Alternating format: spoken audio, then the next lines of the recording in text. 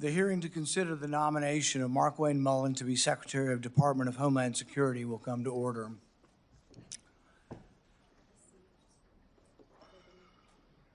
And I'm assuming we'll commence when he arrives.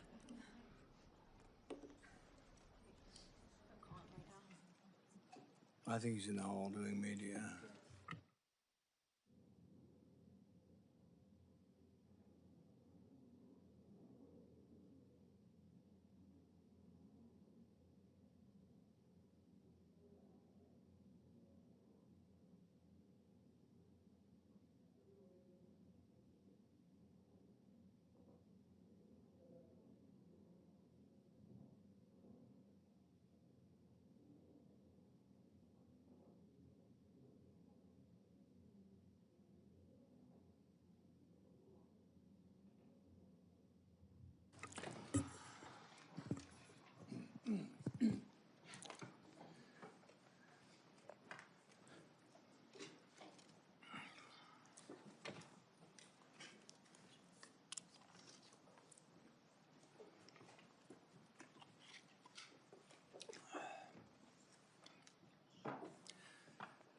Good morning, everyone.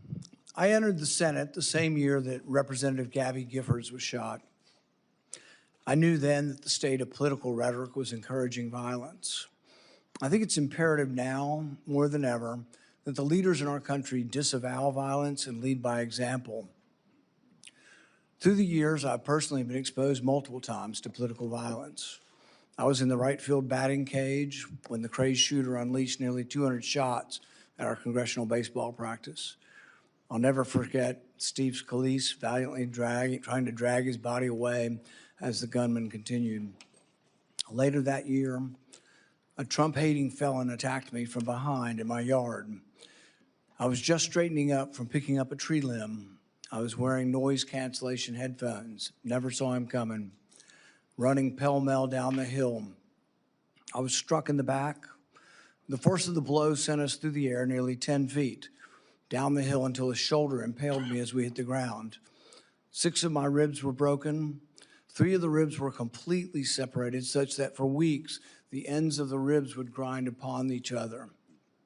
My lung was damaged. For weeks, I could inhale, but not have the rib strength to exhale. I developed 2 pneumonias. The pain was such that I could only sit up in bed by tying a rope to the foot of the bed and pulling myself up. But even then, the pain was that of 1,000 knives. Over the year of recovery, I began to cough up blood. I underwent removal of part of my lung. Complications led to an infection in the space between my lung and chest wall. I spent a week in the hospital having the infection lavaged every 6 hours through a chest tube. Recently, Senator Mullin, if you have time to listen, you were confronted by constituents that were angry because you voted against my amendment to stop all funding for refugee welfare programs. Instead of explaining your vote to continue these welfare programs for refugees, you decided to transfer the blame.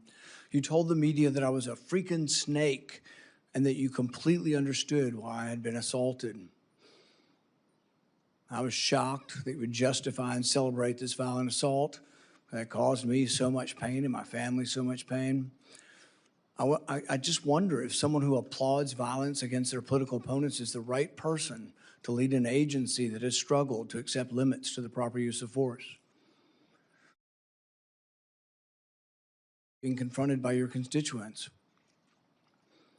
But Senator Mullin, your constituents are justifiably upset with you. By now, most of America knows that the Somali welfare fraud in Minnesota stole over $9 billion. But instead of defending your vote, you took to continue the vote to continue these refugee welfare programs. You chose to lash out at me. You went on to brag that you'd already told me to my face that you completely understood and approved of the assault. Well, that's a lie. You got a chance today. You can either continue to lie or you can correct the record. You have never had the courage to look me in the eye and tell me that the assault was justified. So today you'll have your chance. Today I'll give you that chance to clear the record. Tell it to my face. If that's what you believe, tell it to me today. Tell the world why you believe I deserve to be assaulted from behind, have 6 ribs broken and a damaged lung. Tell me to my face why you think I deserved it. And while you're at it, explain to the American public why they should trust a man with anger issues to set the proper example for ICE and Border Patrol agents. Explain to the American public how a man who has no regrets about brawling in a Senate committee can set a proper example for over 250,000 men and women who work at the Department of Homeland Security. Senator Peters, you're recognized for your opening comment. Well, thank you, Chairman Paul. Thank you, Senator Mullin, for being here today. Congratulations on your nomination. And I certainly appreciate your willingness to meet with me as well as my staff as we consider your nomination to serve as Secretary of the Department of Homeland Security. I'd also like to welcome your family who is joining us today and to thank all of them for their commitment to public service. We do it as a family, as you know. The Department of Homeland Security is a complicated organization with challenging operational dynamics. As everyone is well aware, many components within DHS are currently operating without funding. But let's be clear, Democrats are committed to funding TSA, FEMA, the Cybersecurity and Infrastructure Security Agency, and the Coast Guard while we negotiate much-needed ICE reforms. We tried to pass those bills by unanimous consent multiple times over the past 2 weeks. Unfortunately, Republicans have blocked those bills each and every time. Yesterday, the White House sent a letter laying out their latest offer, but the devil is always in the details. Administrative action is not enough. We need to pass real reforms into law. If Republicans really do agree with us that TSA and other personnel need to be paid, then they should join us and pass the bills to pay them today. We can do that while we continue to negotiate needed ICE reforms. But let me be clear, these are very straightforward reforms that we're asking for. We just want ICE to follow the same rules that our local police and our local communities follow every day. But DHS has faced management challenges since the start of the Trump administration, and over the past year, many of those challenges have unfortunately only increased. As soon as President Trump was sworn in, he made deep cuts to counterterrorism offices and programs, forced out or reassigned key personnel, and redirected the focus of limited remaining counterterrorism resources away from the serious threats that we face and towards targeting the president's perceived political enemies. The administration has also gutted our nation's main cybersecurity agency, once again forcing out or reassigning highly talented personnel, slashing budgets, and limiting the agency's work to help private companies address significant cyber attacks and protect Americans from criminal hackers and support secure elections. The administration has also taken an axe to FEMA, cutting staff and freezing or delaying critical grant funding for everything from emergency food and shelter after a disaster to flood mitigation programs and security grants to nonprofits, including houses of worship. All these cuts and reassignments have been made at the expense of vital missions, including the core terrorism prevention and response mission the department was created to address. In doing so, the Trump administration has broken trust between law enforcement and the communities they are intended to protect, a break that will have a generational impact on public safety and security. And now, after President Trump's reckless war of choice against Iran, the threats to our nation have never been higher. In my home state of Michigan, just last week, we saw both a major medical device manufacturer get hacked by an Iranian-backed group and a horrific violent attack on Temple Israel, a Metro Detroit area synagogue. President Trump's unilateral and unchecked executive actions have put Americans at risk, and we need a steady, qualified leader at the Department of Homeland Security to address these serious threats. How the Homeland Security Secretary responds to a crisis sends signals to everyone, from the department's own personnel to the American people and to the entire world. It's not the role of the Secretary to be a cable news commentator in the wake of a crisis. The Secretary's role is to lead the response and work to ensure the department that they are leading isn't actually the cause of the crisis. A Secretary who jumps to conclusions without the facts, as we saw in the case of Renee Good and Alex Preddy's killings, only worsens the situation and actually makes us less safe. This is a role where temperament matters, where judgment matters, and where experience matters. We have seen under Secretary Noem's leadership how shortcomings in these traits can compound the challenges that already come with leading a large and complex department. And now, more than ever, we need a DHS Secretary who is a steady hand, who will provide thoughtful leadership, follow the facts, tell the truth, and hold agency officials accountable when they need to be held accountable. We need a DHS Secretary who is committed to the rule of law and who will protect and cooperate with independent oversight, whether that's from the Inspector General or from members of Congress. And we need a DHS Secretary who is free from distractions and conflicts of interest that only undercut the department's work and also break trust with the American people. Senator Mullin, I appreciate you being here today to answer our questions about these concerns and your experience and qualifications for the job. And while I'm interested in hearing more about your vision for leading the department, I do have reservations about your readiness to take on such a significant role at such a critical time. I hope you will provide us with the substantive answers today and a candid recognition of where this administration has fallen short on safeguarding our homeland security as you seek to lead the department as our nation faces ongoing security threats and war with Iran. Senator Mullin is to be introduced today by Senator Lankford. Senator Lankford, you are recognized for your introduction of our witness. Paul, thank you. Markwayne, I'm proud that you're here. I get the honor of getting a chance to be able to recognize and introduce my friend, Markwayne Mullin, my fellow senator from the state of Oklahoma, and somebody that I've seen work incredibly hard to be ready for every single task you've ever taken on, and to be able to not only do it, but do it well. There are a lot of folks that think they know you. I actually get to know you, and have had the opportunity to be able to serve beside you for now over a decade, and have seen your tenacity and your work effort.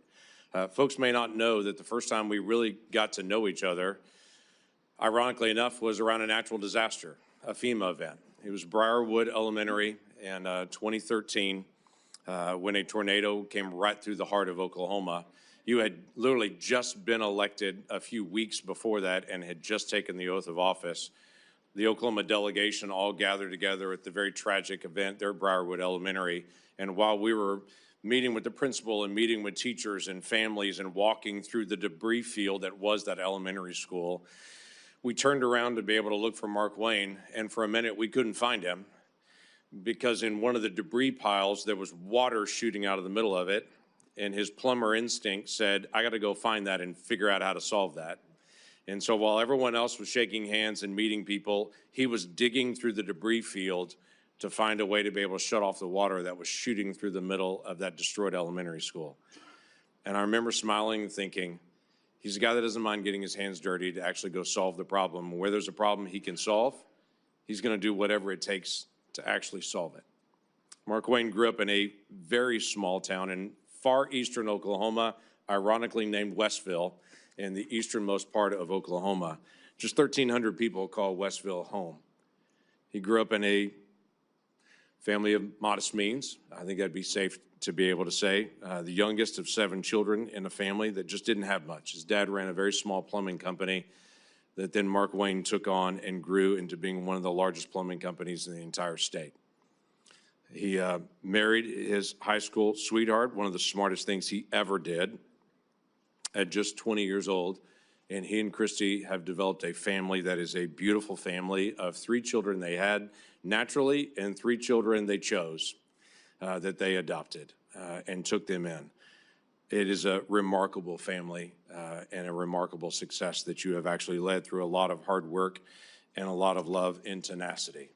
He is a person of faith that is not afraid to be able to talk about his faith in Jesus Christ, but he's also a person who has deep respect for all people. Markwayne has served in Congress for 14 years, 11 years in the House of Representatives, 3 here in the Senate. He's passed legislation that he will now be charged with actually implementing it in the order that was actually passed. He served on the Appropriations Committee here. He's served on Armed Services. He's served on the Help Committee here, and he's done an incredible job in the work that he's done with Indian Affairs. He is somebody who has the rare gift of bringing people together on both sides of the aisle. And the one thing I would say to every single person on this dais, regardless if you're a Republican or Democrat, if you want to sit down and talk about an issue, he's glad to be able to talk about it and to be able to work it out, and has very good relationships in the House and in the Senate. And he is not afraid to ask questions when he doesn't know the answer and to be able to research things. He and I have often talked about being up late, both of us, working on researching through an issue to try to be able to learn more about it, because the crazy thing about being in Congress is you don't know everything. You got to do the work. And Markwayne is not afraid to do the work. Over the past year and a few months, we've seen incredible progress on our southern border. Our southern border 18 months ago, I think we forget what it looked like. 12,000 people a day illegally crossing our border, just being waved in. No vetting, no background checks, 12,000 people a day. That is not happening anymore. Our numbers are down on the southwest border 96%. So you walk into an agency that has finally restored some order to our southern border, but there's a lot of work still to do with FEMA, with other areas of Homeland Security, and a very large agency with 250,000 people that are actually under your leadership there. So I am confident that you'll be able to take those things on. Not only am I confident, the National Border Patrol Council has already sent a letter in strong support here. And Mr. Chairman, I'd like to ask unanimous consent to insert to the record the National Border Patrol Council, their letter of support, leadership of the Cherokee Nation, their strong support, and then my fellow Senator Katie Britt has an opening statement who I'd like to also submit for the record with unanimous consent. Without objection. Thank you. This is a person that actually lives what we affectionately call in Oklahoma the Oklahoma Standard. That when hard things actually occur, you step up and you serve your neighbor, and you find ways to be able to help people to do the hard things that have to be done. So Markwayne, I appreciate your leadership. I appreciate your willingness to be able to step up in a season where DHS needs a leader to be able to step into that role and to be able to help our nation in so many different complicated areas, especially at a time when right now we can't even get funding to DHS. We've got to be able to have good, solid leadership there. Thank you, Mr. Chairman. It's the practice of this committee to swear in witnesses. Will the nominee please stand and raise your right hand? Do you swear that the testimony you will give before this committee will be the truth, the whole truth, and nothing but the truth? So help you God. Senator Mullin, you are recognized for your opening statement. I think before I can start my opening statement, I have to address the remarks that the chairman made, calling me a liar. Sir, I think everybody in this room knows that I'm very blunt and direct to the point, and if I have something to say, I'll say it directly to your face. If you recall, back in my House days, we actually did have this conversation because of the remarks that I've made. You were in a room. I simply addressed that I said I could understand because of the behavior you were having, that I could understand why the neighbor did what he did. As far as my terms of the snake in the grass, sir, I work around this room to try to fix problems. I've worked with many people in this room. Seems like you fight Republicans more than you work with us. I did address those remarks. I did explain your gimmicks by the amendment you put forth. And as far as me saying that I invoke violence, I don't. I don't think anybody should be hit by surprise. I don't like that. But if I do have something to say, everybody in this room knows I'll come straight to you. I'll say it publicly and I'll say it privately, but I'll never say it behind your back. So for you to say I'm a liar, sir, that's not accurate. And I got proof to say that because you have spent millions of dollars in my campaigns against me because we just don't get along. However, sir, that doesn't keep me at all from doing my job. I can have different opinions with everybody in this room, but as Secretary of Homeland, I'll be protecting everybody, including Kentucky, as much as I will my own backyard in Oklahoma. It's bigger than the partisan bickering that we have. It's bigger than the political differences we have. The truth is, I have a job to do, and I don't like to fail at anything, at all. So I can set it aside if you're willing to set it aside. Let me earn your respect. Let me earn the job. I won't fail you. I won't back down from a challenge, and I'll also admit when I'm wrong. I'm not perfect. I don't claim to be perfect. I make mistakes just like anybody else. But mistakes, if you own them, you can learn from them and you can move ahead. And I'll make that commitment to you. Ranking Member Peters, Chairman Paul, I do thank you for this opportunity. It is a humbling experience. A kid from Westville, Oklahoma, that grew up with a dad that worked hard. He set the work example for all of us. And all my families, and my siblings, we all work hard. And I'm proud of the family we have. But to say that a kid with a bad speech impediment would one day sit up here in front of you and be nominated to be the Secretary of Homeland, it was humbling enough to be selected by Oklahoma to be their U.S. representative when I didn't even know how to tie a tie.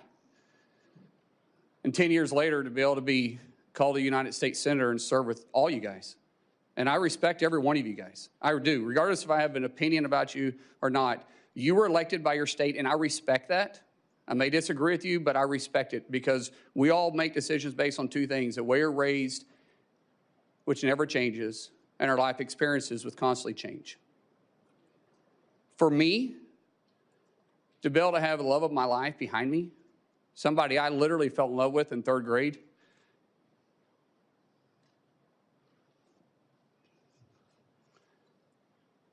I knew I was going to marry her in 8th grade. She didn't know that yet. We had to work through that process. But at 18 years old, and I was 19, she agreed to marry me. I didn't have anything. I was on a wrestling scholarship, living in a dorm. She was cheering at Northeastern State University. I think she fell in love with my truck, because my truck was pretty cool. But the truth is, we didn't know what we didn't know, but we did know we loved each other. And I haven't been perfect. I apologize to her quite often and send her flowers all the time. But I still am humbled by the fact that we've got to enjoy this walk together. We've had God on our side and her right beside me. And to our 6 children who's been on this adventure with me, what an adventure it's been. We have a saying in our family: you're never going to change anything you're willing to tolerate. That's how we live our life, and that's how we move forward. And regardless of what's in front of us, we always take it on as a family. And I'm not scared of a challenge. I am scared of failure. And so I will work hard each day. I'll work hard to make the 280,000 employees at DHS with the 22 agencies that's underneath me proud. I'll show them somebody that no one will outwork. I'll work beside them every single day to not just secure a homeland, to bring peace of mind and confidence to the agency. My goal in 6 months is that we're not in the lead story every single day. My goal is for people to understand we're out there, we're protecting them, and we're working with them. My goal is to make every one of you guys proud. My goal for those that don't support me, regret not supporting me. But we have to get DHS funded. We have to. My friends, we have to set the partisan side down. And we have to realize that we're putting our homeland and the peace of mind at risk for the American people. Sometimes it's political theater, sometimes it's true differences. But what we do know is that we're playing with fire. We have 280,000 DHS employees right now that are on day 30 without pay, and they're still showing up every single day to do their job. That is a dedicated group of people. And we should all be proud of them. We should all be working together, and we should all be trying to fund them. So I pray, seriously, I pray that we can get past this. That once this hearing is over and once we go through this process, I get it. I get some of it's got to be political theater. I understand it. I've had to really pray about my attitude. But I will say, once it's over, I hope we can work together and get them funded. So when I walk in, if I'm fortunate enough to be confirmed, if I walk in as secretary, that these guys are ready to go to work day one. So God bless you. Thank you so much for this opportunity, and I look forward to your questions. It's the standard practice of this committee for the chairman to ask nominees the following question. Do you agree without reservation to comply with any request or summons to appear or testify before any duly constituted committee of Congress if you're confirmed? I do. We'll now proceed to 7 minutes of questioning. The record should show, and I think will show, a lack of contrition, no apology, and no regrets for your support. You completely understand the violence that was perpetrated on me. You're unrepentant. The only thing you quibble about is whether I met you somehow when you were in the house. I don't think we ever met when you were in the house. And this idea that the only thing you're upset about is not that you were for violence. What you're upset about is that I called you a liar because you said it to my face. So it's really more about this machismo that you have. When in Oklahoma, the media asked you about the refugee welfare programs, the programs you voted to continue funding, it was this whole idea that you were going to transfer it because you were uncomfortable, your anger, low impulse control, causes you to then go after and decide that you're going to go after me as well. And so you say you completely understood that I was assaulted from behind, had 6 ribs broken and part of my lung removed, and that was just fine. That's something that you, I guess, approve of as far as resolution of political problems. When I talked to you privately on the phone, there was no apology. You just said, well, we can let our political difference, go by. And you said a few minutes ago, we can just set it aside. Well, political differences we can, but when you say that you agree with a felon, a Trump-hating felon who attacked me, somehow you think I'm just going to set that aside? Oh, it's no big deal. I lay in pain for 2 months, had 6 ribs broken, 3 of them separated, grinding upon bone for months, had part of my lung removed, and you think that's great and to be extolled.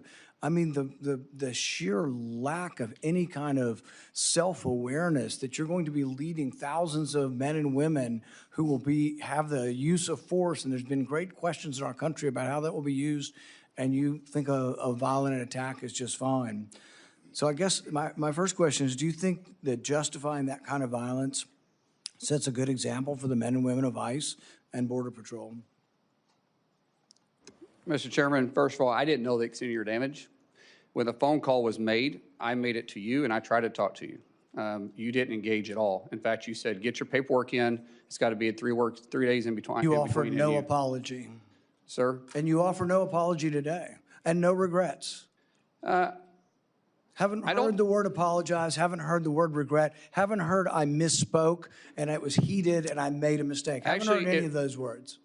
Sir, actually it wasn't heated, and I'm not apologizing for pointing out your character. Good. So you're jolly well fine, and you want the American public and the people up here to vote, that may or may not vote for you, to know that you supported the felonious, violent attack on me from behind. I did not say I supported it.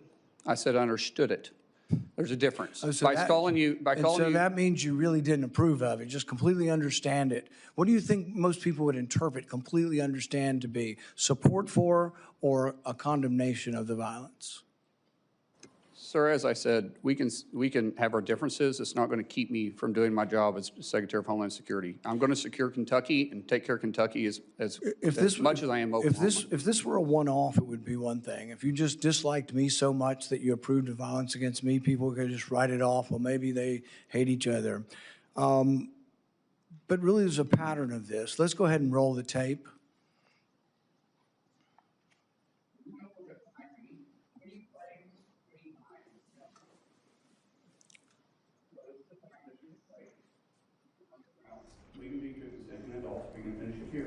Okay, that's fine. Perfect. You want to do it now? I'd love to do it right now. Well, stand your butt up then.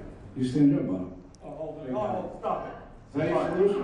Oh, no, sit down. Sit down. You're a United States Senator. Sit down. Active. Oh, okay, sit down, please. All right. Can I respond? Hold it. If he got up too, would you have gone at it right there in the hearing room? I would have probably jumped over the dais at that point. You have to be called out on it. It's not this guy continues to get away with this stuff. And it's just, it's silly, it's stupid, but every now and then you get punched in the face. Well, go back to the 1800s and 1700s, they used to have canings. And duels, and they used to have And duels. duels. Yeah. Right, and there's a way that men used to settle their differences. I ignored him 4 times prior to that, and people say, yes, you're supposed to ignore it. Well, you know, I'm not a very good Christian. I try to be a good Christian, and I know people say you're supposed to turn the other cheek. I prefer the David method. But we need to move from an almost. By the way, I'm not afraid of Biden. I will Biden. Fighting? Oh, Well, I'm like, yeah, I'm in a fight, I'm going to fight. I'll do anything. I'm not about it. And I don't care where I fight. It's just. In hindsight, any regrets? No, I really don't. So no regrets. In fact, even after your anger had cooled, you were still bragging that if he'd only been brave enough to stand up, you'd have jumped over the dais and taught him a lesson, because that's how men should settle their differences.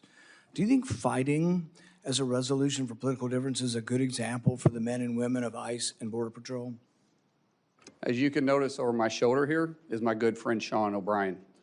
Both of us have had conversations, both of us have shaken hands, and both of us agreed we could have done things different. Sean is someone that has become a close friend. We talk all the time.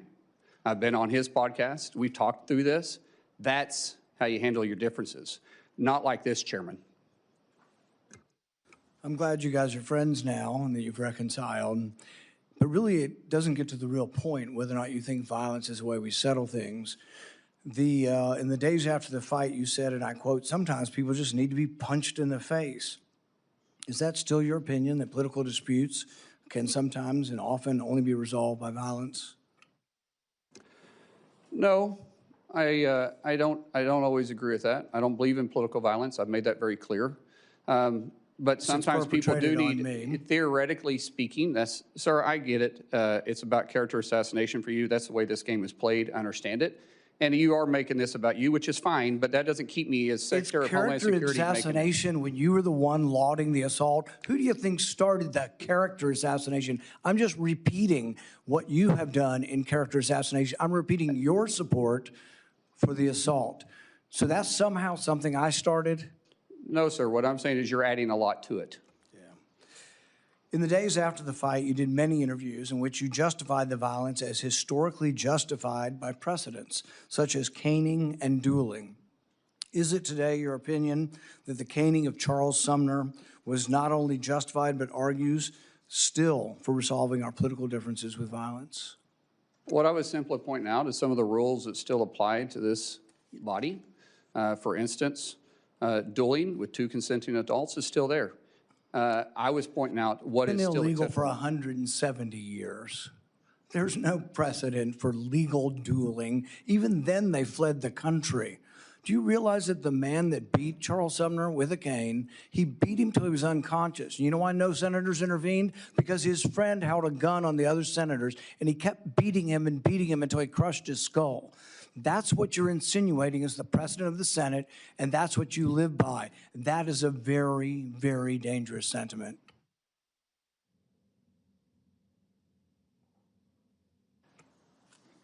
After a half a dozen victory lap interviews where you pointed out that the union guy was just lucky that fear kept him from standing up, Dana Bash asked you if you have any regrets about bringing violence to a Senate committee, and you replied that you have no regrets. Today you've said you have no regrets about being happy, being completely understanding why I was attacked from behind. You had no regrets about, instigating a brawl in a Senate committee hearing. Are those still your opinions? Mr. Chairman, you're going to have your opinion. I'm going to have mine. As Secretary of Homeland Security, I'm going to bring peace of mind and security to this country, and I'm going to stay laser focused on that. Senator Peters. Senator Mullin, you have made several public statements suggesting that you were involved in special security forces or combat operations overseas. In 2023, you said in a Senate Republican Conference podcast, and I'll quote, "There's another side of my bio that I don't ever talk about, nor will I. I had to go do something overseas." On March 2nd of this year, you told Fox News interview, quote, "War is ugly. It smells bad. If anybody has ever been there and been able to smell the war that's happening around you and taste it, and feel it in your nostrils and hear it. It's something you will never forget. On March 3rd, in a podcast interview, you stated, quote, "I did special assignments outside of DOD, now DOW. I never wore the uniform or the flag on my shoulder, but I might have been in the same area." Your statements in public interviews and your responses to the committee are, quite frankly, are confusing and they are inconsistent. And I'd like you to clear this up. You're under oath. We can clear it all up right now. And first, I'd like to ask unanimous consent to enter into the record my letter to you on March 11th and your addendum to the committee of March 12th regarding any overseas special assignments. Without objection. So my question for you, sir, is before your time in Congress, other than on vacations with your family, have you ever traveled to a foreign country? No. You've never traveled to a foreign country? Outside of vacation or mission work? No. Okay. Have you, your FBI report does show some travel. I think it was to Georgia and Azerbaijan. You marked that that was not for tourists. Are you referring to August of 2021 when we went to go get the Americans out of Afghanistan? I'm just That's saying. what that travel was for, which Okay. we did So clarify that. you have traveled. So you've traveled to Azerbaijan and Georgia. That was in your FBI report, although you just said you've never traveled. Sir, I thought you were referring to a different time, but in 2021, it was well documented. In fact, Okay. it was all over the news, and I actually did say that, and we put that down on the report. But that was us, which was all over the news, trying to go with a extremely experienced team. I've got other questions, thank Yeah. you. But, so you have traveled overseas, despite your previous comment. Were you ever, excuse me, ever an employee, volunteer, or otherwise involved with the Department of Defense, the State Department, or other U.S. agency or contractor for any of those departments? No, and Senator, I think there's a misunderstanding here that I could clear up if you want me to clear up for you. Please? Okay, so, which this is official trip, and it is classified. But in 2015, I was asked to train with a very small contingency and go to a certain area, which was scheduled for 2016. During that time, I was asked to go through, had to meet certain training qualifications, had to go through SEER training. The training and stuff was kind of fun. The SEER training was absolutely awful.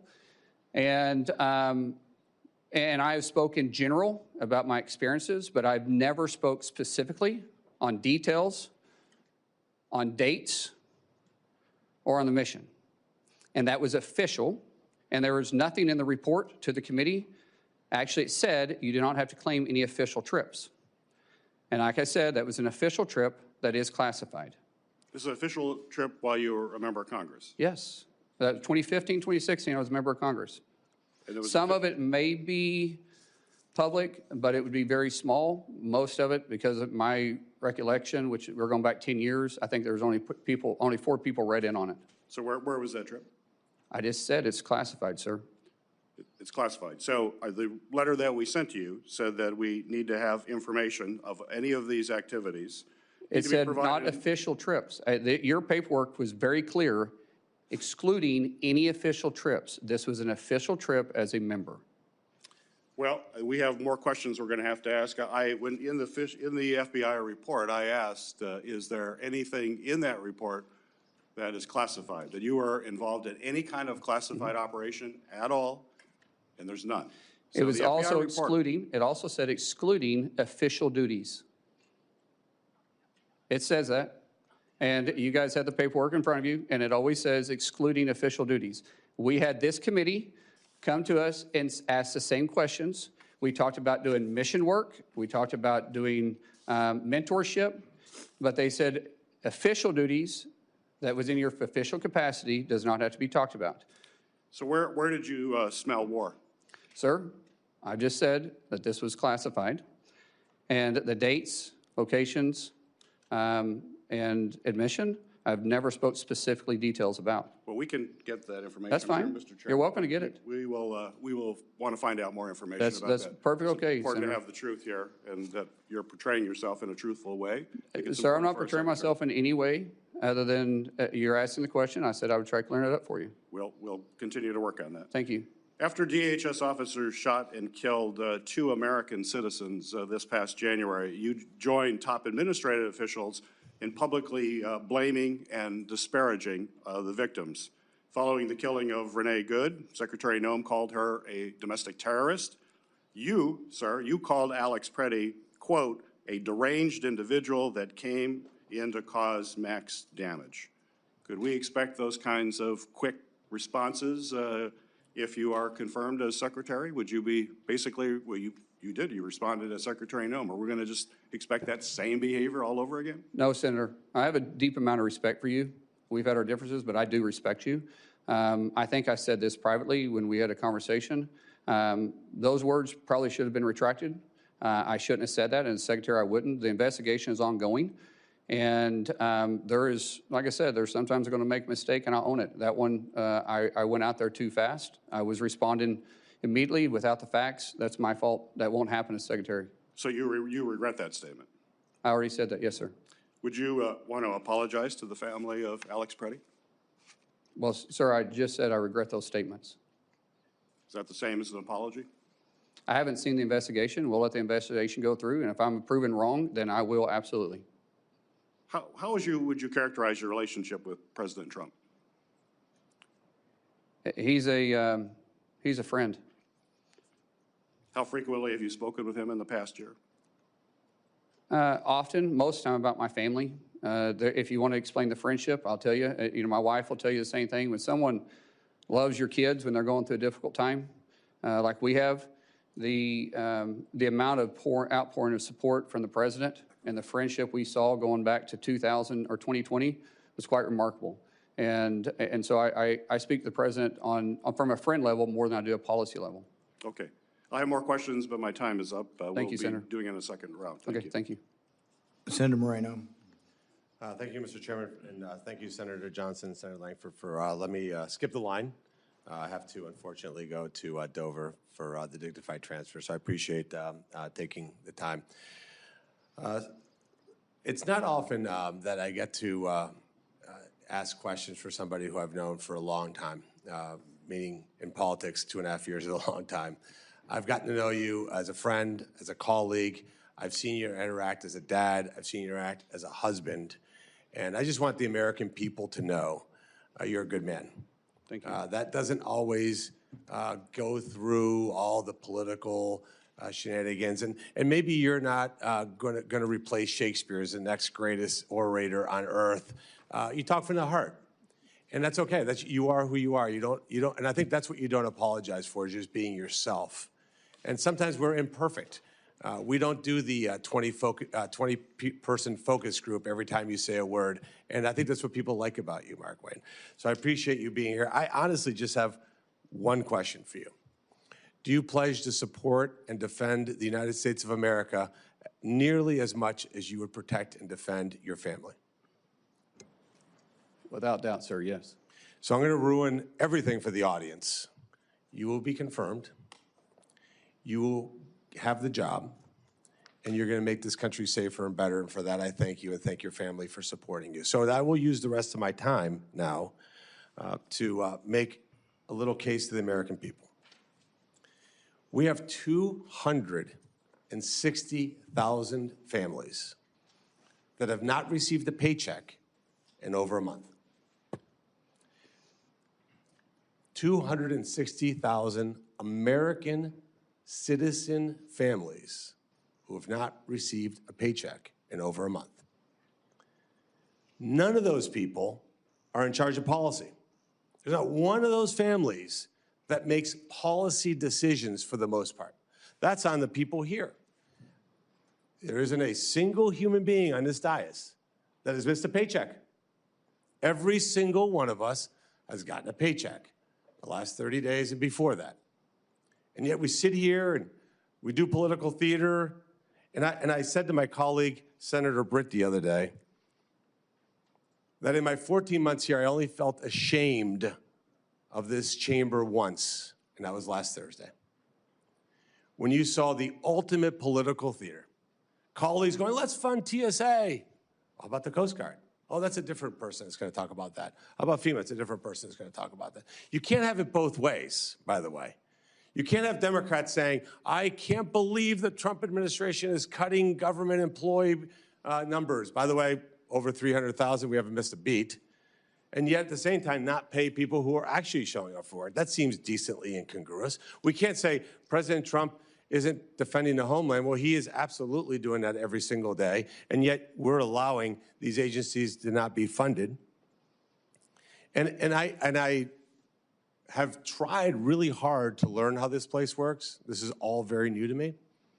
And I remember many, many Democrats saying to me, we have the constitutional duty to fund agencies through appropriations. And then we have a separate piece where we argue policy differences, but we should never marry both together. Because when you marry both together, you don't hurt us.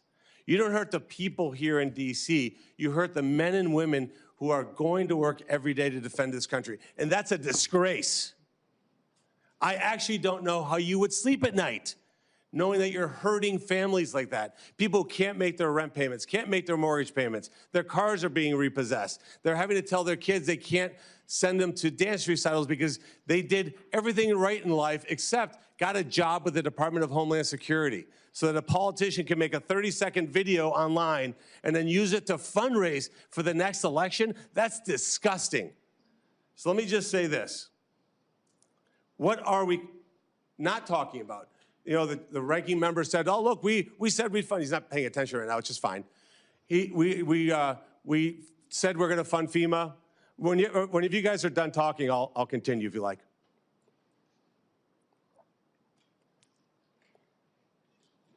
Are you done? Okay, thank you. It's extraordinarily disrespectful. All right, so moving on. You said you're going to fund all these agencies. Here's ones that you haven't funded. USCIS, near and dear to my heart. Near and dear to my heart. That's how I became a U.S. citizen. We've defunded the agency that allows legal immigrants into this country? That is insane. Never hear the Democrats talk about that. 3,300 employees just go to work every day trying to process legal immigrants. They don't need a paycheck.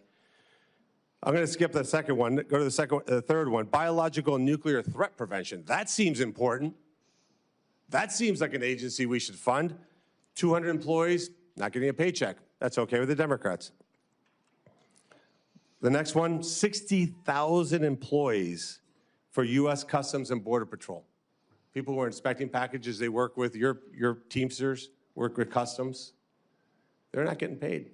How do you look at those people in the face and know that you're doing that? Now let's talk about Immigration Customs Enforcement.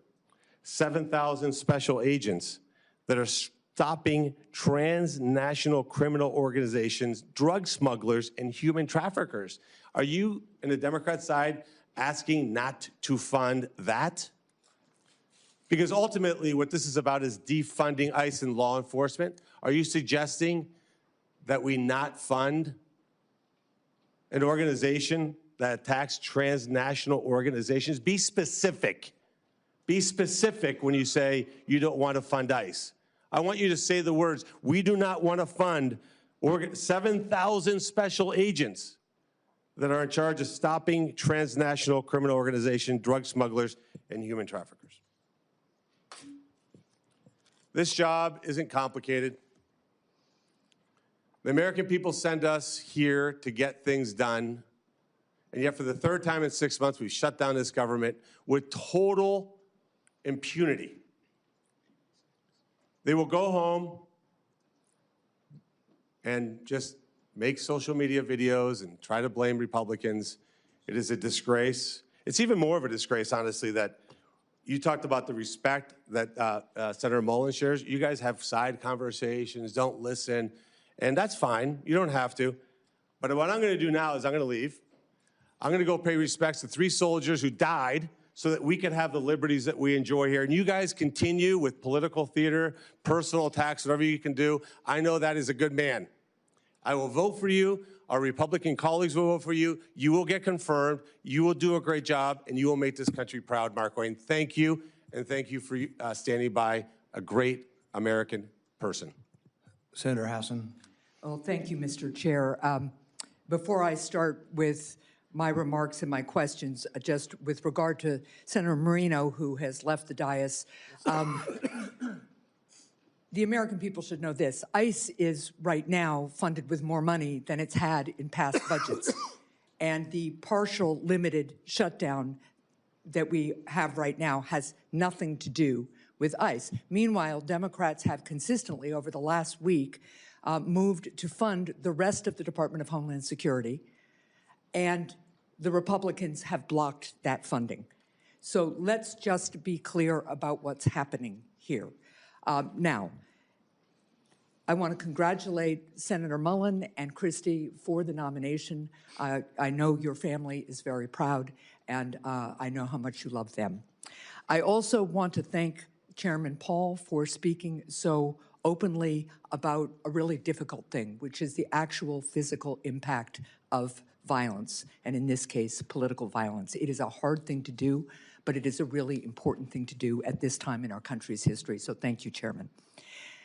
The Department of Homeland Security was created in the wake of the September 11th terrorist attacks with a clear mission: to keep our country safe, secure, and free. The department's work includes counterterrorism operations, disaster recovery, physical and cyber protection of critical infrastructure, and immigration enforcement.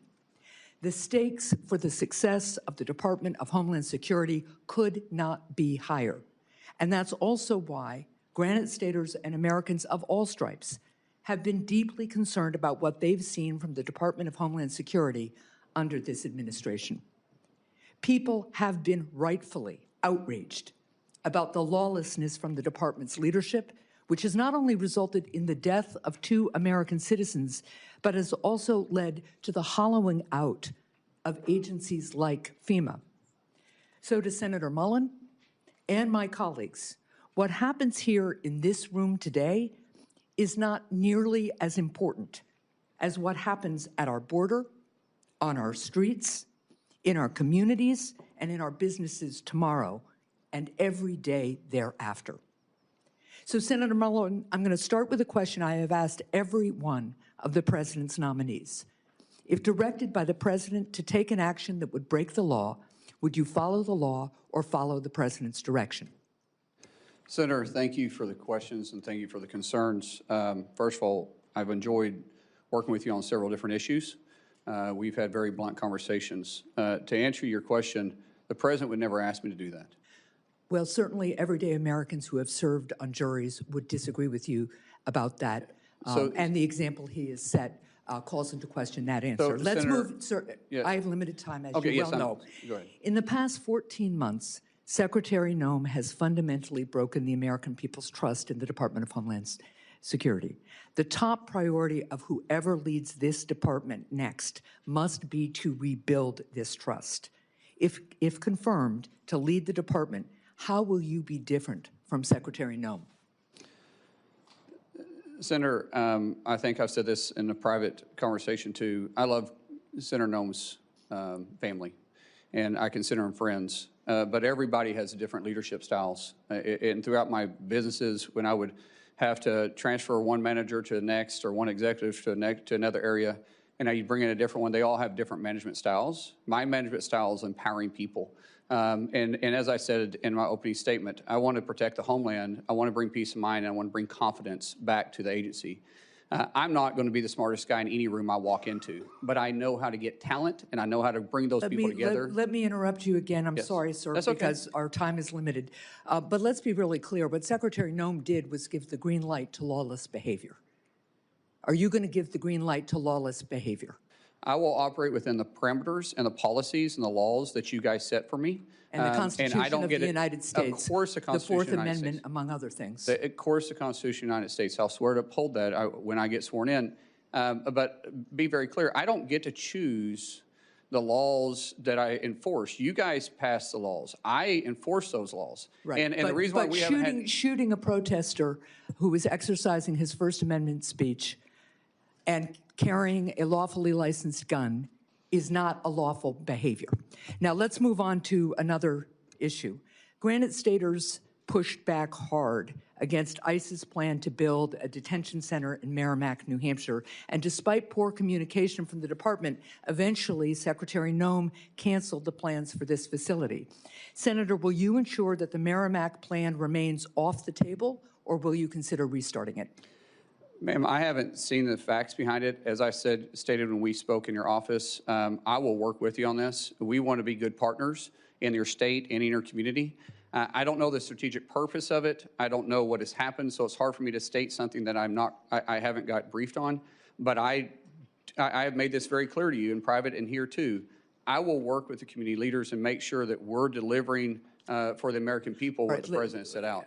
I appreciate that. In follow-up conversations with my office, ICE refused to comment on opening new facilities elsewhere in New Hampshire. They've said they won't do it in Merrimack, New Hampshire.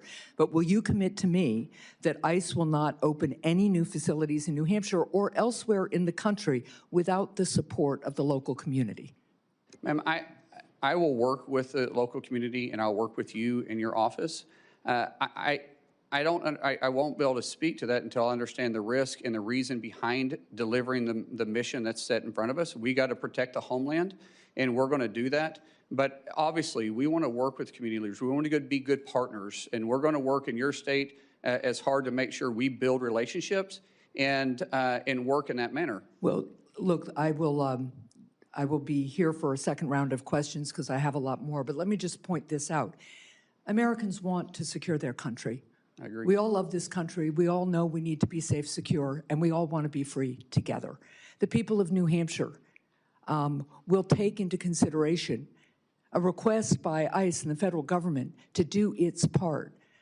But transparency and local control and respect of local people throughout New Hampshire and throughout the country is an essential piece of our democracy. And what I've been hearing from ICE and from other DHS folks is, well, the pushback's too hard. You either can make the case for these facilities and explain how you're going to support the local community and deal with the fact that they'll lose property tax dollars, for instance, or if you can't make the case, it shouldn't be built.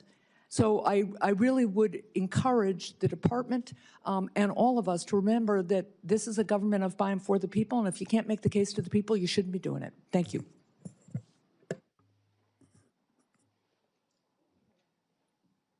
Senator Johnson. Thank you, Mr. Chairman. So, Markwayne, I'm going to use my time completely different than how I was going to when I walked into this hearing.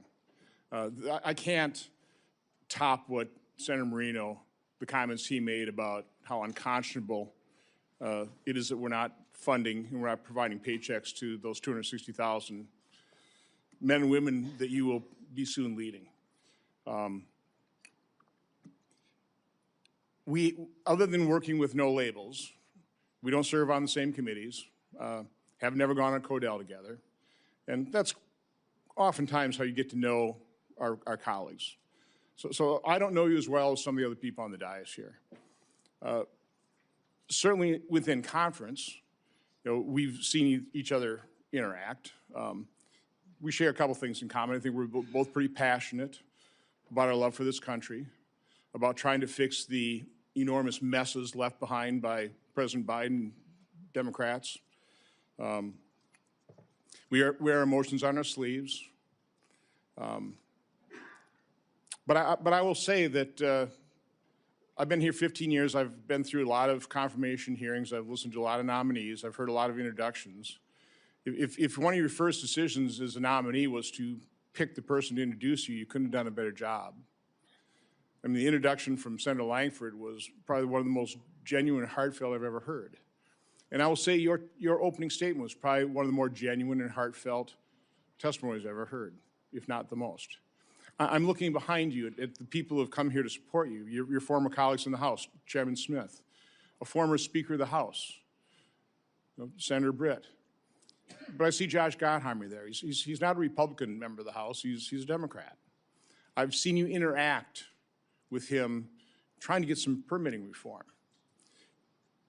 Please, briefly, because I want you to tell another story here yet, but just talk a little bit about your relationship with Josh and other members of the House.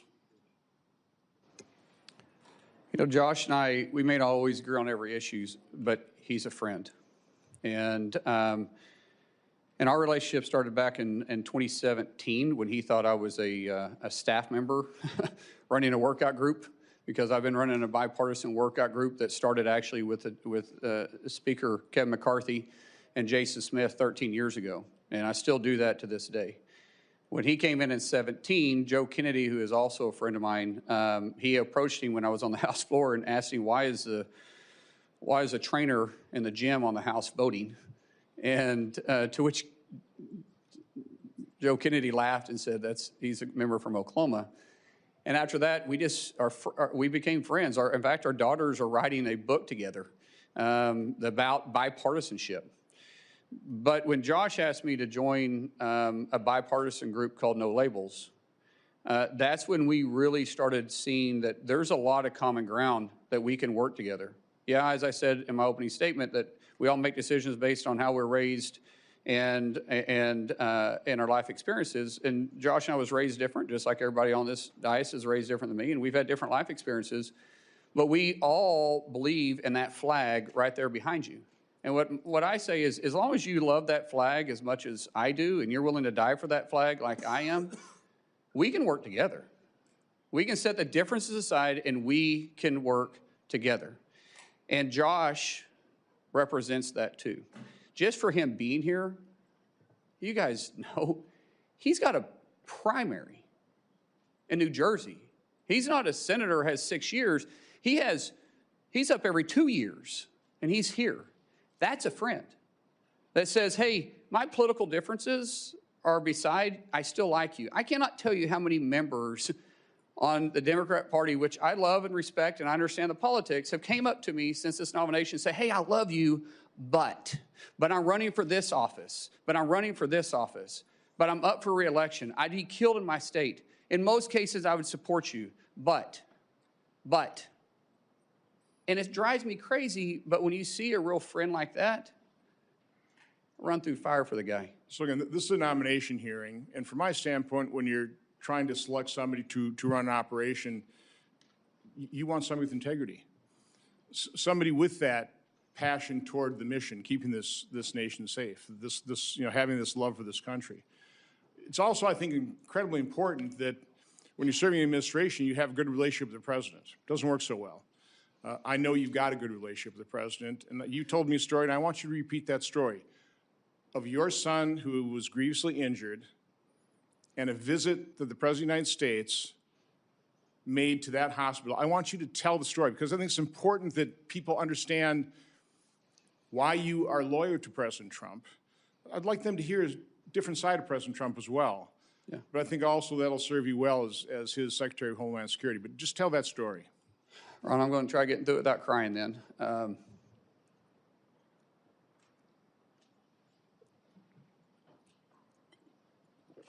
It's not about President Trump, it's about my son.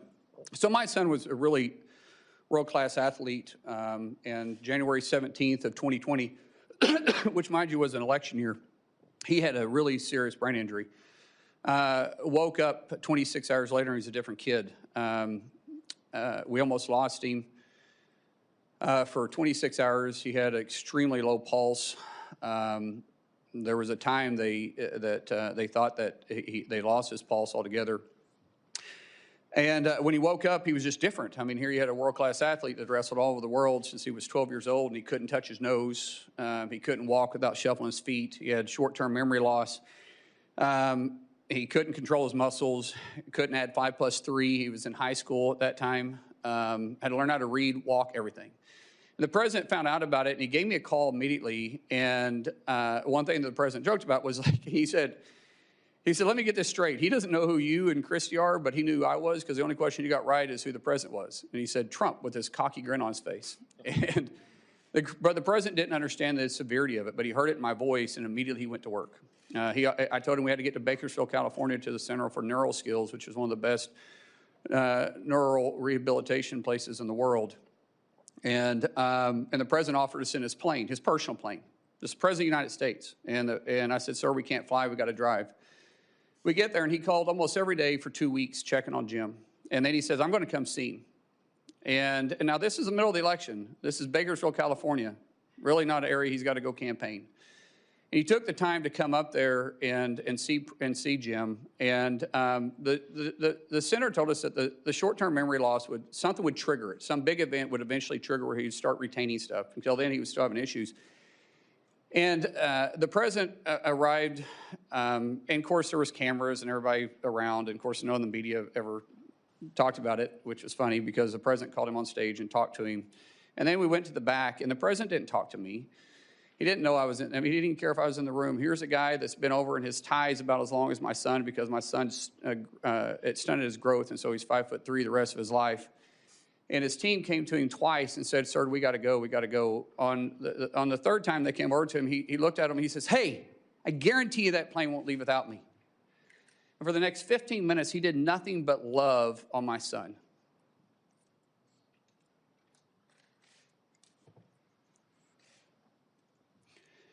That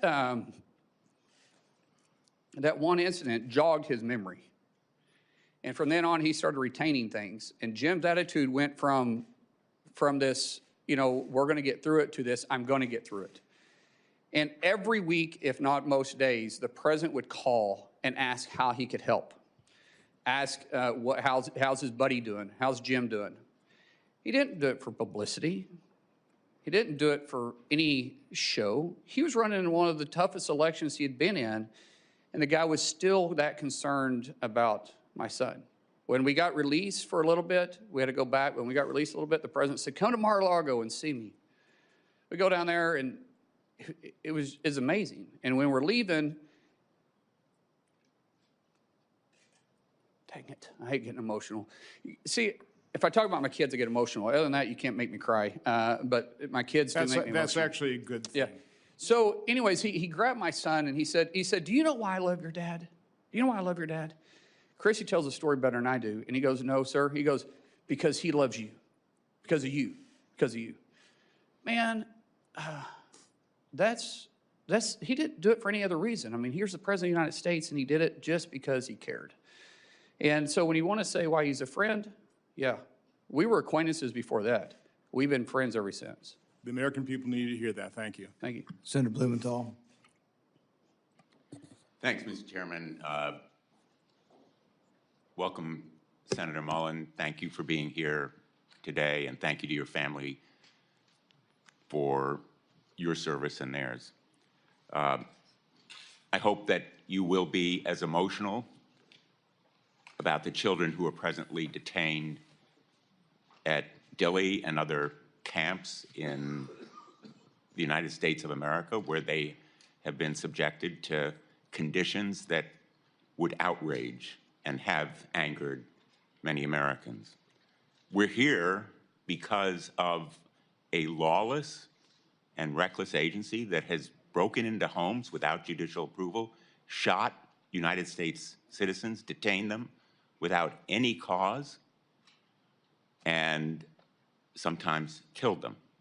And I am looking for real substantive reform in that agency, as you and I have discussed when you came to talk to me. A break with the past, with former Secretary Noem and with the White House, Steve Miller and others who have used Kristi Noem in effect as a puppet to implement lawless policy. I welcome that you have stated you regret your statement after the killing of Alex Preddy. You said on Fox News, quote, unfortunately, an individual, a deranged individual that came to cause max damage with a loaded pistol with an extra mag that was completely loaded and shot and killed. And you regret that statement, do you not? I've already said that, sir, yes. And what about what you said about Renee Good after she was shot and killed? You appeared on CNN and you were asked whether you believed the shooting was justified, and you replied, quote, absolutely. Do you regret that statement as well? Senator, it's very clear that an officer had to make a split decision in that case as the car was running towards him and did strike him. At that point, that car becomes a lethal weapon. And an officer that there was another officer obviously giving her verbal commands. So are you and saying, and I vehicle. apologize for interrupting you, but Yes. you're saying you do not regret that statement? I'm saying that the investigation is going on, but what we've seen... There is no publicly- investigation, Senator. In fact, My that was my understanding- next question to you. Senator, Don't you think there should be an investigation? My understanding is that there is. I will find out if I'm able to get confirmed. But those are two different incidences. The Department of Homeland Security and the Trump administration has blocked state and local investigation of the killing of Renee Good. And I hope that you will permit that investigation to go forward. Senator, state and local investigation doesn't investigate federal. FBI does that through DOJ.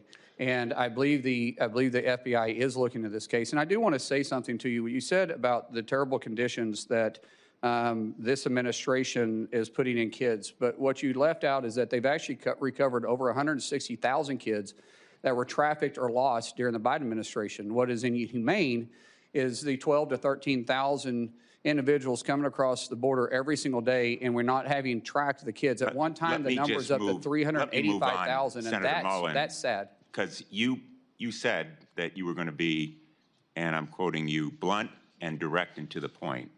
So I regret that you don't retract that statement about Renee Good. But I want to ask you about a statement that was made regarding the Preddy killing by Steve Miller in the White House. He said, quote, that Preddy was a domestic terrorist who, quote, tried to assassinate federal law enforcement. Don't you think it was irresponsible and reckless for Stephen Miller to post that claim on X without any evidence, just as you have retracted your statement? Senator, I believe that question is better asked to Stephen Miller, not myself. I can't speak for him. Well, Stephen Miller also said, again on Fox News, quote, under President Trump's leadership, we are looking to set a goal of a minimum of 3,000 arrests for ICE every day. If you're confirmed, are you going to be directing ICE to arrest 3,000 people a day? Sir, once again, can't speak for for Stephen Miller, but I can say the President has tapped me to be the Secretary of Homeland, and I will lead that department, and I'll lead it. So will you continue that arrest quota of 3,000 people a day? No quota has been set for me, sir. Well, in effect, it's a quota if the White House directs the DHS Secretary The to President of the United 3,000 States sets people a the day. policies, and I'll be working with the President. If you have a question for Stephen Miller, please Well, I ask really him. regret that you are going to stick to those same policies and practices and condone the statements of the White House that are so demeaning to someone who was a victim of lawlessness and recklessness by an ICE officer. Senator, I didn't say that. Well, let me ask you putting words in my then mouth. a different question. ICE has been breaking into people's homes without any judicial warrant. The sanctity of our homes is absolutely critical. I think you'd agree with that point. And it is the law that a judicial warrant is required to forcibly enter someone's home. Kristi Noem acknowledged in her testimony in response to my questions that at least 28 break-ins have occurred.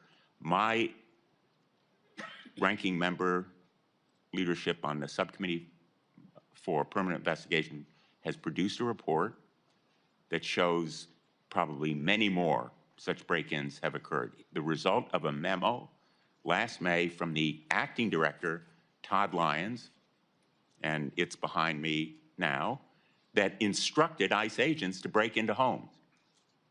I understand that during your staff interview last week, you said that there would be no more such break-ins to people's homes without a judicial warrant. If confirmed, will you commit to me and the chair and ranking member of this committee and the American people that ICE will no longer instruct agents to break into people's homes without a judicial warrant? Sir, you're using the word break into people's houses very loosely. However, I have made it very clear to the staff, and I think when you and I spoke, that judicial warrants will be used to go into houses and to place of businesses unless we're pursuing someone that enters in that place. I have not mixed words with that, and I haven't changed my opinion about that. A whistleblower testified to our hearing that, in fact, ICE agents have been instructed as part of their training to forcibly enter. I know you don't like the word break-in, but forcibly enter is breaking into somebody's home, bashing down the door, terrorizing children, instructed them to adopt this policy. Will you commit that no longer will ICE agents or CBP agents be instructed to forcibly enter people's homes without a judicial warrant? Sir, I've already answered this question for you. I said we will not enter a home or a place of business without a judicial warrant unless we're pursuing the individual that runs into a place of business or a resident or a house. Senator Langford. Thank you. Thank you. Markwayne, right now, is FEMA currently funded? No, sir. Is CISA currently funded dealing with cybersecurity? No, sir. How about TSA? No, sir. Secret Service? No, sir. Coast Guard? No, sir. Customs and Border Protection? No, sir. The Weapons of Mass Destruction Office? No, sir. Customs professionals? No, sir. This is something we got to get resolved. We can complain all we want to about where things are, but we have an argument and a disagreement on policy areas, and 250,000 federal employees and their families are the ones that are suffering because of our argument. There's a way to solve this. We've talked about it a lot. We should just stay here until we're done. Just keep arguing it out until we've actually solved the problem. But instead, we broke last weekend. Everybody flew home right past the TSA agents that are not getting paid while we flew home. Why didn't we stay? To be able to try to get things resolved. That's my encouragement, has been my encouragement all along. We shouldn't walk away from a disagreement when there are families all over the country that are the ones suffering for it. Unfortunately, the state of Oklahoma is pretty familiar with natural disasters, as you know well. You and I have been in multiple different natural disaster scenes. There's a lot of work that's happened at the border so far. The border has moved from 12,000 people a day illegally crossing the border and being released into the country, unvetted, unchecked, to now a handful of people even attempt to cross our southern border, and those that are arrested and detained, as is the law. FEMA is still an undone project. And I'm not blaming that on Kristi. There's a lot to get done on it, but you're going to walk in with a project going on with FEMA right now. Love to get your ideas and your thoughts. You're very familiar with this area and have great experience on it. What are your thoughts on how to be able to get FEMA into a better place so that people aren't waiting forever for a response? FEMA was never designed to be the first responder. That's the states. FEMA was designed to be the assistance to the states when the disaster reaches certain levels, which we need to discuss those too, because I think some of the levels are unrealistic, especially Senator Hassan and I have talked about this, that sometimes in rural areas, they're not able to meet those thresholds. But working with the state, allowing the state to have their emergency response, FEMA simply helping write checks and assuring that they have the capability and the manpower if need be. But for the FEMA to walk in like FBI walking on a crime scene and taking over, no one's going to care more about their backyard than the people that live there in that state. And I think there's a lot of good ideas. I've heard at meeting with so many of you all, there were so many great ideas on how to make FEMA work better. It's got a great mission. And I think people at FEMA want to do their job, but we can be more effective and be more direct and speed it up. Taking years to get reimbursed is not acceptable. Taking, honestly, months to get reimbursed is not acceptable. These small municipalities, they can't afford it. They don't have that tax base to do it. And they're already going through a struggling time, which means they're probably losing tax revenue, especially if it hits their town. So we've got a lot of work there. I do believe that the definition of insanity is doing the same thing over and over again, expecting different results. That means we're going to look at each one of the 22 agencies that fall underneath DHS and say, how can we deliver the mission better for the American people? That's great. That'd be a huge help to everybody. Talking about the length of time it takes to get a response, you've been a part of, as I have, on the nonprofit security grants that are out there. We have some locations that are higher risk than others. Synagogues and temples have been one of those very high-risk locations that are out there. Last week in Michigan, we had another situation where a absolute terrorist drove a vehicle packed with explosives into a Jewish daycare, intending to kill as many Jewish children as he possibly could. I mean, that was his intent, was to be able to do that. That location happened to be one of the locations where there's also been this nonprofit security grant to help harden that facility. We have multiple challenges here. One of them is when the decision is made, they make a request, go through the paperwork, get approval to be one of those locations that we say, hey, we need to harden this location. Once the approval is done, it may take months to over a year just for the dollars to actually come on it because there's more bureaucratic hoops to go through. So as you're dealing with things like contracts that are out there and the way decisions are made, or FEMA, that's one of the areas I would encourage you to take a look at. I know you're very passionate about. How do you fix the issue where approval's been done and everyone's saying, great, can we get to work? And the federal government says, no, you can't actually get to work. You got to wait some more before the actual work can actually begin to do that. How does that get fixed? We got to streamline the process and cut out the redundancies. The amount of paperwork, the senator from Michigan and I had a long conversation about this, the amount of paperwork to just, once you're approved, to get the funding flowing, and then the paperwork that's followed up on it is way too encumbersome. And there's a better way to do this. Some of these policies I have to work with you guys on. Some of these grants were written with checks and balances, which we all got to be very cautious on how we spend the taxpayer dollars.